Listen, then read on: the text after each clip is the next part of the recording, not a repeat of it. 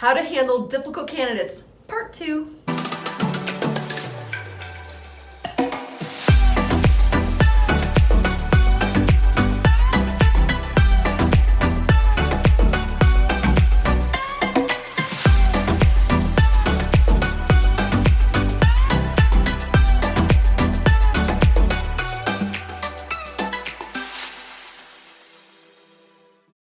Hey, welcome to the Millionaire Recruiter. I'm Brianna Rudy, your Millionaire Recruiter.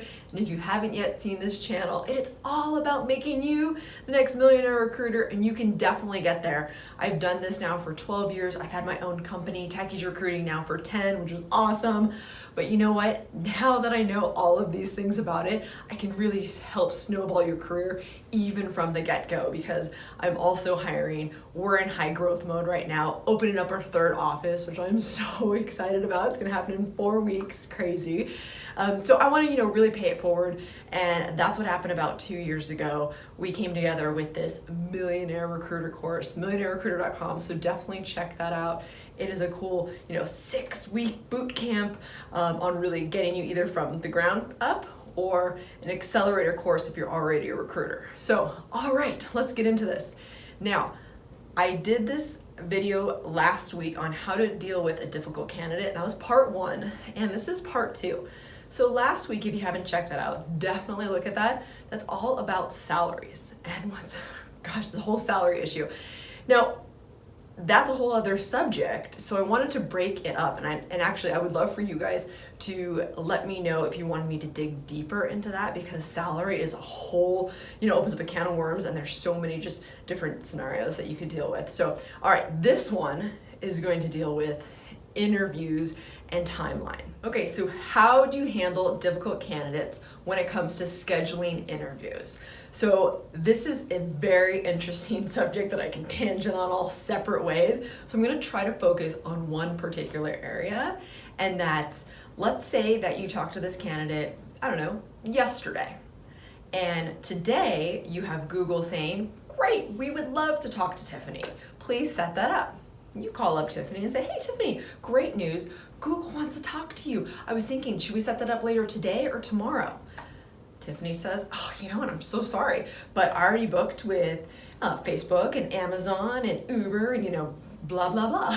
And you're like, yeah, okay, good for you. But you wanted to talk to Google yesterday, so I went ahead, sent your resume, and let's get that set up for later this afternoon. She goes, yeah, I just don't have time. I'm feeling really overwhelmed. Ooh, so now, remember, when I say difficult candidate, I'm not necessarily meaning just someone who's being a jerk or not giving you the information. Difficult meaning this was easy yesterday, it's not easy today. So how are you gonna really handle and tackle that? A couple different ways here. First of all, you can make her feel obligated, make the person feel obligated, and say, okay, I did send your resume to Google, and I think on a professional level, since you were interested in them, I think you should at least hop on the phone, because it's a very small tech community in San Francisco or wherever you are, right?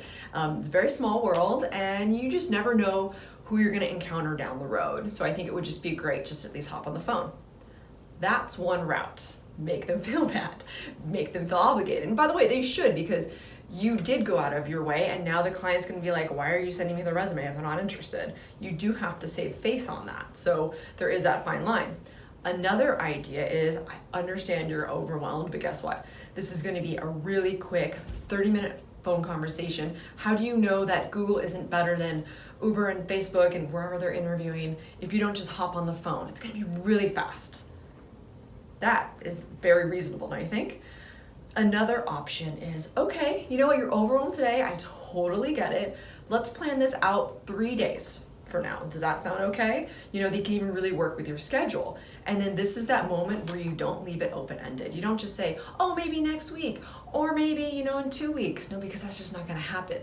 You actually have to put firm dates and times. And you're probably thinking, well, I don't know what the client is open to. That does not matter. All you need to do out of this conversation is get a yes and a confirmation, and you can wiggle with that. So let's just say, hey, what about in 3 days? Would you prefer 8:30 before work, or do you want at lunchtime at 1? And then all of a sudden, they're really thinking about this. Oh, let me check my schedule. And you can just say, I'll wait, go ahead. Because guess what? If you get off the phone with them at that moment, they just might write you off and just completely forget it, because this person just told you they're overwhelmed. So you need to help them calm down. What you also need to do, that I think is a really great tactic, is talking them through their job search. Hey Tiffany, yesterday you were interested in Google and you'd only mentioned Facebook and Uber. Now you have Amazon and Dropbox, who knows? Are you more interested in them, or did you just get that scheduled quicker? So now this is a very interesting thing, because if you are on the late freight on scheduling, now you know to tell the client, hey, look, I'm sorry, you're too late. They already scheduled with all of these things.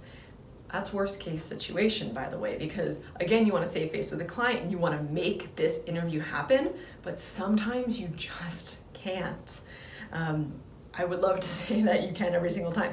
But if you use those 3 tactics that we just briefly went over, which is make them feel obligated, make them understand that, look, it's just a very short conversation, or also get them to calm down a little bit and schedule it out in a few days to make them realize, wow, this isn't actually that big of a deal, and I should really see this through because yesterday I was really interested.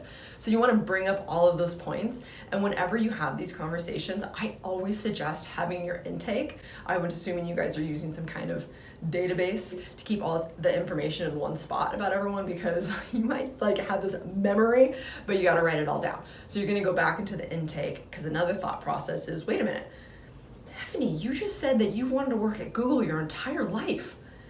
Let's really think about this. Why don't you cancel and put back Facebook, because you just weren't that interested in them. I really suggest moving Google up.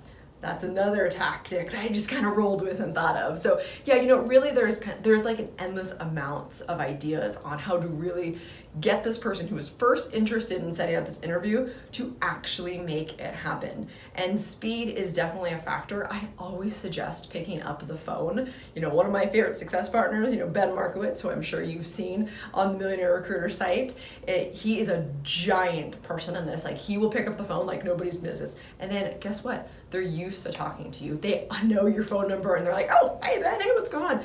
And it's just a friendly conversation. Whereas if you're always hitting email, they don't have to respond to it right away. Maybe it's a few hours, maybe you then miss that window. So always, always, always try to do the fastest thing.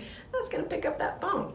Okay, so I would love, current recruiters, to hear how you talk someone into taking that phone interview that they first wanted, or maybe even the on-site, which by the way is a whole other beast, which I feel is like part 4 and 5 and all this stuff. So I would love to hear where you guys are coming from, what's happened, what's been the biggest win? Because I think sometimes you have candidates who I deem as difficult, and you're like, man, the fact that they got this person to do this interview is a win. You're not even thinking offer and placing. You're just like, that right there is a win. And by the way, you should celebrate those moments, because it's all about those micro goals to get to that mega goal, which is that placement. So, one step at a time.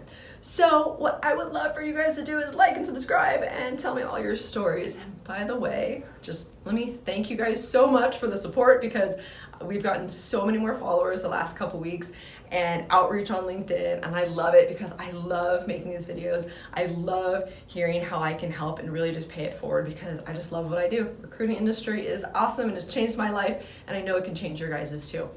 So let's end it up on, I will see you every Thursday at noon. Again, like, subscribe, thanks so much. And don't ever forget that money is just the vessel that gets you to where you want to go and to do all the awesome things you want to do.